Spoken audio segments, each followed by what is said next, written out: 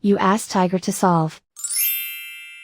This deals with linear equations with one unknown. The final result is x equals 4. Let's solve it step by step. Swap sides. Group all constants on the right side of the equation. Subtract 5 from both sides. Group like terms. Simplify the arithmetic.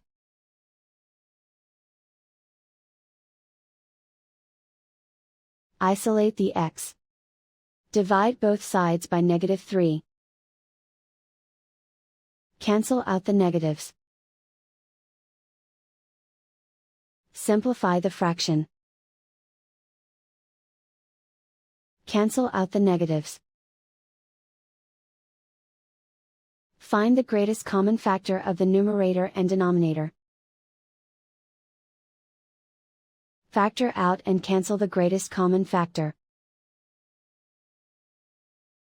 And so the final result is x equals 4.